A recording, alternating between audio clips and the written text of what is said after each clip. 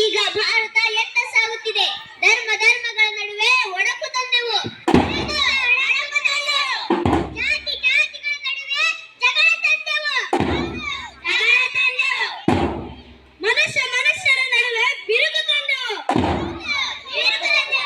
ಭಾರತ ಈಗ ಏನಾಗಿದೆ ಎಂಬುದನ್ನು ತೋರಿಸುತ್ತೇವೆ ನೋಡಿ. ಭಾರತ ಈಗ ಏನಾಗಿದೆ ಎಂಬುದನ್ನು ತೋರಿಸುತ್ತೇವೆ ನೋಡಿ ಈ ನಾಟಕದ ಮೂಲಕ.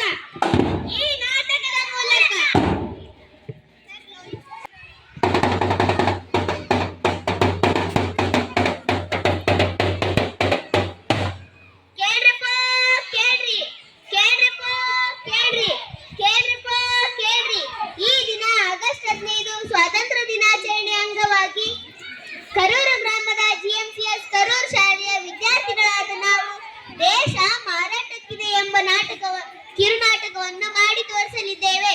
ಈ ನಾಟಕ ನೋಡ್ಲಿಕ್ಕೆ ಕರೂರು ಗ್ರಾಮ ಪಂಚಾಯತಿ ಮುಂದೆ ಬರ್ಬೇಕಂತ್ರಿಪ್ಪ. ದೇಶ ಮಾರಾಟಕ್ಕಿದೆ, ದೇಶ ಮಾರಾಟಕ್ಕಿದೆ, ದೇಶ ಮಾರಾಟಕ್ಕಿದೆ,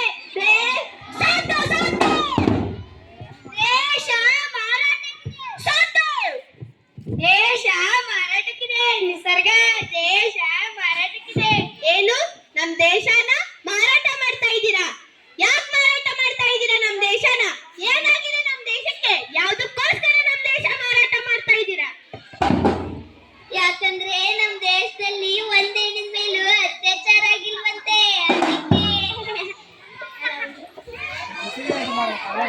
ಯಾಕೆಂದ್ರೆ ನಮ್ ಭಾರತ ದೇಶ ಯಾವುದೇ ಜಾಗದಲ್ಲಿ ಒಂದ್ ಬಾಂಬ್ ಕೂಡ ಬ್ಲಾಸ್ಟ್ ಆಗಿಲ್ವಂತೆ.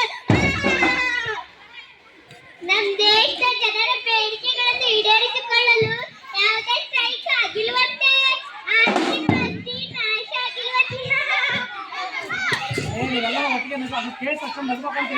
ನಮ್ ದೇಶದಲ್ಲಿ ಯಾವೊಬ್ಬ ಯುವಕ ಯುವತಿಯು ಅನಕ್ಷರಸ್ಥರು ಇಲ್ವೇ ಇಲ್ವಂತೆ. ನಮ್ ದೇಶದಲ್ಲಿ ಯಾವೊಬ್ಬ ಯುವಕ ಯುವತಿಯರು ನಿರುದ್ಯೋಗಿಗಳಿಲ್ವೇ ಇಲ್ವಂತೆ. ನಮ್ ದೇಶದ ಸಂವಿಧಾನ ಮತ್ತು ಅದರ ಕಾನೂನನ್ನ ಯಾರೂ ಉಲ್ಲಂಘನೆ ಮಾಡಿಲ್ವಂತೆ. ಅದಕ್ಕೆ ನಮ್ ದೇಶ ಮಾರಾಟಕ್ಕಿದೆ. ಸಾಕ್ ನಿಲ್ಸಿ. ನಮ್ ದೇಶ ಏನ್ ಹಣ್ಣು ತರಕಾರಿ ಮಾಡಿದಿರಾ ನಿಮ್ಗೆ ಇಷ್ಟ ಬಂದ ಹರಾಜಾಕೋಕೆ? ಇದು ಭಾರತ ದೇಶ. ದಿವ್ಯ ಪರಂಪರೆ ವಿಶಿಷ್ಟ ಸಂಸ್ಕೃತಿಯನ್ನು ಹೊಂದಿರುವ ಏಕೈಕ ದೇಶ. ಈ ಭಾರತ ದೇಶವನ್ನು ನೀವು ಮಾರಾಟ ಮಾಡ್ತೀರಾ? ಧಾರ್ಮಿಕ ದೇಶಭಕ್ತಿ ನಿಮ್ಮರ ಪ್ರಜೆಗಳಿಂದ ನಮ್ಮ ದೇಶ ಹಣ್ಣು ತರಕಾರಿಗಳಿಂದ ಕೀಳಾಗಿ ಬಿಟ್ಟಿದೆ. ಅದಕ್ಕೋಸ್ಕರ ನನ್ನ ದೇಶ ಮಾರಾಟಕ್ಕಿದೆ. ಹೌದು, ನಮ್ಮ ದೇಶದ ಎಂಎಲ್ಎ, ಎಂಪಿ ಮತ್ತು ಇತರ ರಾಜಕಾರಣಿಗಳು ಏನೂ ಅರಿಯದ ಈ ಮುಗ್ಧ ಜನರ ಮನಸ್ಸಿನಲ್ಲಿ ಜಾತಿ ಧರ್ಮದ ವಿಷದ ಬೀಜವನ್ನು ಬಿತ್ತಿ ನಮ್ಮಲ್ಲಿಯೇ ಹೊಡೆದಾಟ ಹಚ್ಚಿ ತಮ್ಮ ಬೇಳೆಯನ್ನು ಬೇಯಿಸಿಕೊಳ್ಳುತ್ತಿದ್ದಾರೆ. ಹೌದು, ತಮ್ಮ ಬೇಳೆಯನ್ನು ಬೇಯಿಸಿಕೊಳ್ಳುತ್ತಿದ್ದಾರೆ. ಚುನಾವಣಾ ಸಂದರ್ಭದಲ್ಲಿ ಓಟು ಹಾಕುವ ಜನರಿಗೆ ಹೆಂಡ ಗಂಡ ನೋಟಿನ ಆಸೆಯನ್ನು ಹುಟ್ಟಿಸಿ ಜನರ ಓಟುಗಳನ್ನು ಕಸಿದುಕೊಳ್ಳುತ್ತಿದ್ದಾರೆ.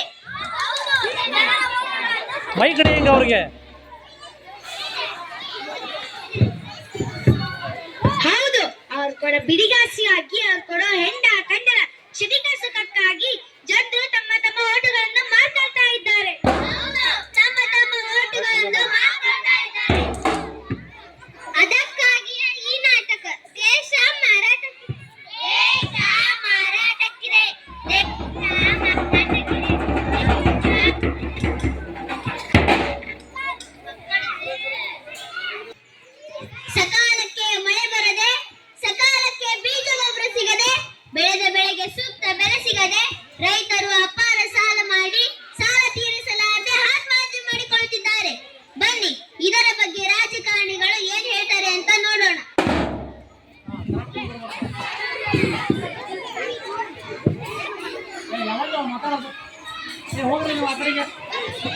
ಈ ರೈತರ ಆತ್ಮಹತ್ಯೆಯನ್ನು ಕಂಡು ನನಗೆ ಅಪಾರ ದುಃಖವಾಗುತ್ತಿದೆ.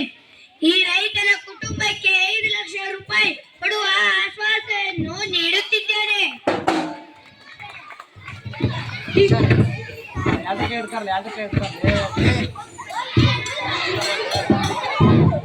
ಏನಮ್ಮ ಹೇಳಿದ್ಲು? ಅವರಪ್ಪ ರೈತ ಆಗಿ ಸಾಲ ಮಾಡಿ ಆತ್ಮಹತ್ಯೆ ಮಾಡ್ಕೊಂಡ್ರಂತೆ. ಅದಕ್ಕೆ ಅವ್ರ ಕುಟುಂಬದವ್ರಿಗೆ 5 ಲಕ್ಷ ಪರಿಹಾರ ಕೊಟ್ರಂತೆ. ಮತ್ತೆ ನಮ್ಮಪ್ಪ ಯಾವಾಗ ಸಾಯ್ತಾರಮ್ಮ? ಯಾಕಂದ್ರೆ ಅದ್ರಿಂದ ನಮ್ಮ ಅಕ್ಕನ ಮದ್ವೆ ಮಾಡ್ಬೋದು, ನಾನು ಹೊಸ ಬಟ್ಟೆ ತಗೋಬಹುದು, ಕಾಲೇಜ್ ಹೋಗ್ಬೋದು. ಮತ್ತೆ ನಮ್ಮಪ್ಪ ಯಾವಾಗ ಸಾಯ್ತಾರಮ್ಮ? ಅಯ್ಯೋ ದುರ್ವಿಲೆ, ಎಂತ ಕಾಲ ಬಂದ್ಬಿಡ್ತಲ್ಲ. ಇಂದಿನ ಜನರಿಗೆ ರೈತರ ಆತ್ಮಹತ್ಯೆ ಒಂದು ಸಾಮಾನ್ಯ ವಿಷಯವಾಗಿದೆ. ಅಂದರೆ ರೈತರು ಆತ್ಮಹತ್ಯೆ ಮಾಡಿಕೊಂಡು ಅದರಿಂದ ಬರುವ ಪರಿಹಾರದ ಹಣದಿಂದ ಅವರ ಕುಟುಂಬದವರು ಜೀವನ ನಡೆಸಬೇಕಾಗಿದೆ. ಹೌದು, ಇವತ್ತಿನ ದಿನಗಳಲ್ಲಿ ರೈತರ ಕಷ್ಟಗಳಿಗೆ ಆತ್ಮಹತ್ಯೆ ಒಂದೇ ಪರಿಹಾರವಾಗಿದೆ. ಕೇಳ್ರಪ್ಪ,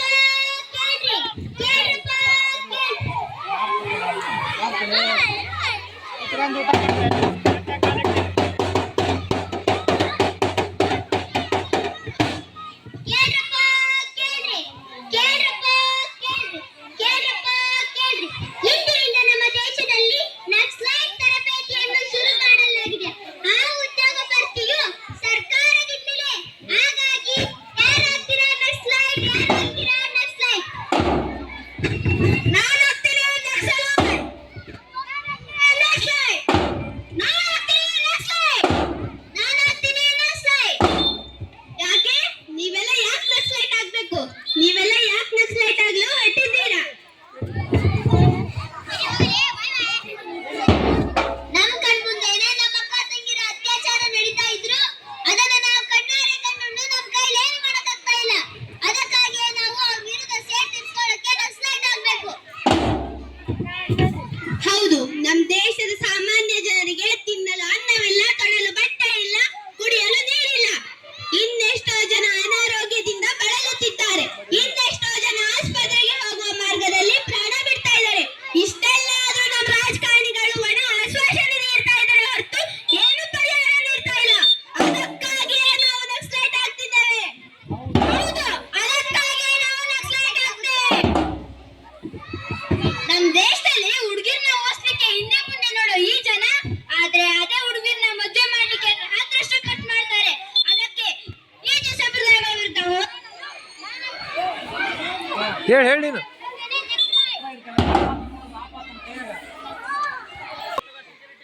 ಇಂದಿನ ಮನುಷ್ಯರಿಗೆ ಭಾವನೆಗಳಿಲ್ಲದಂತಾಗಿದೆ. ತಮ್ಮ ತಪ್ಪನ್ನು ಗುರುತಿಸಲಾಗದಿದ್ದಾರೆ. ಇಂದಿನ ಜನರು ಕ್ರೂರಿಗಳಾಗಿದ್ದಾರೆ. ಕರುಣೆ ಇಲ್ಲದೆ ಒಬ್ಬ ಮನುಷ್ಯ ಇನ್ನೊಬ್ಬ ಮನುಷ್ಯನನ್ನು ಕ್ರೂರವಾಗಿ ಕೊಲ್ಲುತ್ತಿದ್ದಾನೆ. ತಂದೆ ತಾಯಿಗಳನ್ನು ಮರೆತಿದ್ದಾರೆ. ಸಂಬಂಧಗಳನ್ನು ಗಾಳಿಯಲ್ಲಿ ತೋರಿದ್ದಾರೆ. ಜಾತಿ ಧರ್ಮಗಳ ಹೆಸರಿನಲ್ಲಿ ನಕ್ಸಲೈಟ್ಗಳ ಜಾಲದಲ್ಲಿ ಸಾಮಾನ್ಯ ಜನರು ಕ್ರೂರವಾಗಿ ಸಾಯುತ್ತಿದ್ದಾರೆ. ಇಂದಿನ ಈ ಸಮಾಜದಲ್ಲಿ ಸತ್ಯ ಮಾತನಾಡುವವರಿಗಿಂತ ಸುಳ್ಳು ಮಾತನಾಡುವವರಿಗೆ ಬೆಲೆ ಜಾಸ್ತಿ ಆಗಿದೆ. ಅದಕ್ಕಾಗಿಯೇ ನನ್ನ ದೇಶ ಮಾರಾಟಕ್ಕಿದೆ.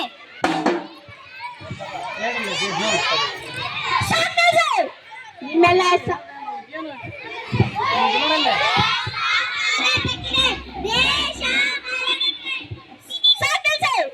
ನಿಮ್ಮೆಲ್ಲ ಈ ಸಮಸ್ಯೆಗಳನ್ನು ಕೇಳಿ ನನಗೆ ಸಾಕಾಗೋಗಿದೆ. ನನ್ನ ಭಾರತ ದೇಶವನ್ನು ಹರಾಜಿರುತ್ತೇನೆ.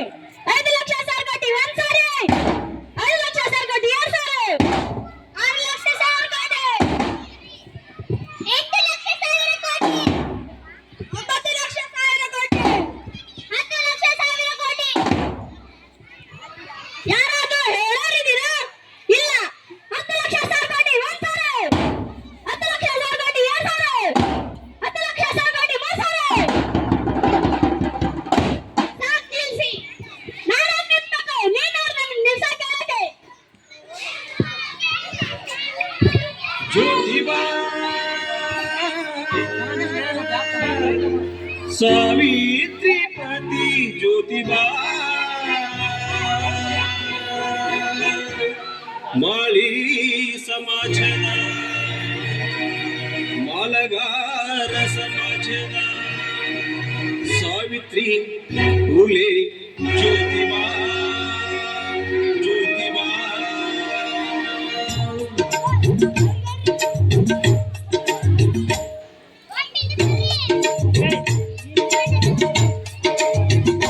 ಈ ಮಾಳಿ ಸಮಾಜ ಮರಿಬೇಡ ಓ ಅಣ್ಣ ಓ ಅಣ್ಣ ಕಾಯಕವೇ ಕೈಲಾಸ ಎಂದು ನುಡಿದ ಬಸವಣ್ಣ ಬಸವಣ್ಣ ದೇಶದ ಮೊದಲ ಶಿಕ್ಷಕಿ ದನಿ ಮರೆಯದ ಶೋಧಕಿ ಮರೆಯದಿರು ಈ ಹೆಸರ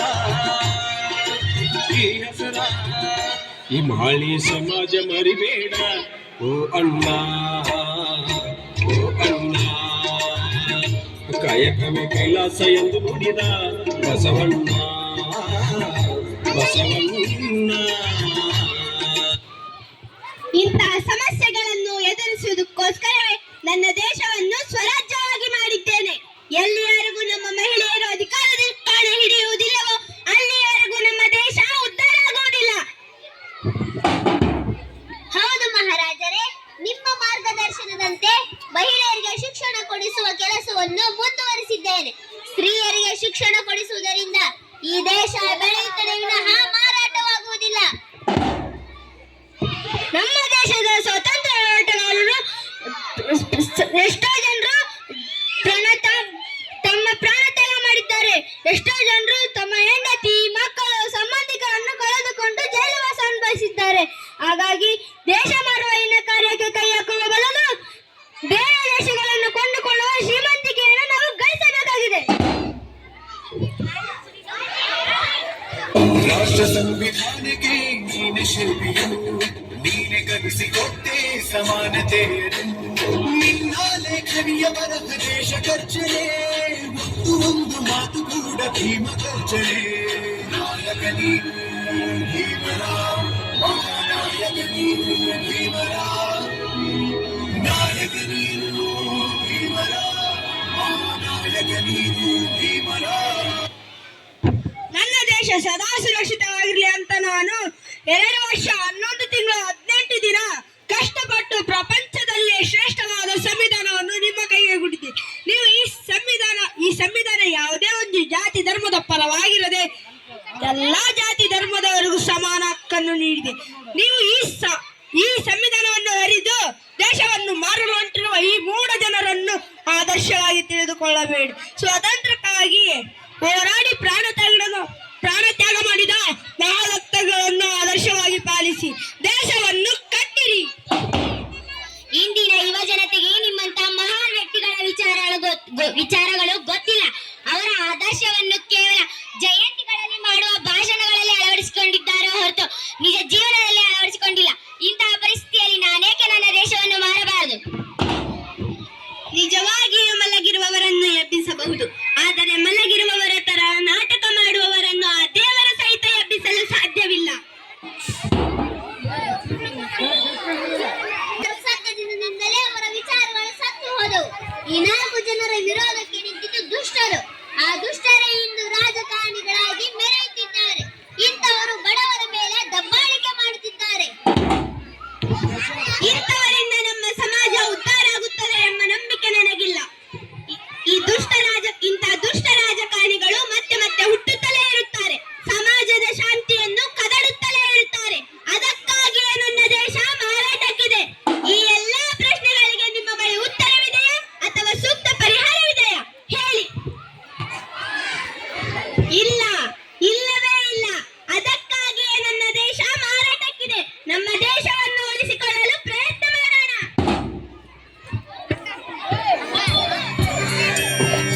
ವಂದೇ ಮಾತರಂ,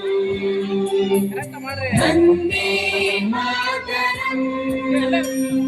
ಸುಜಲಾಂ ಸುಫಲಾಂ ಮಲಯಜ ಶೀತಲಾಂ ಸಸ್ಯ ಶ್ಯಾಮಲಾಂ ಮಾತರಂ. ವಂದೇ ಮಾತರಂ. बोलो भारत माता की जय. बोलो भारत माता की जय.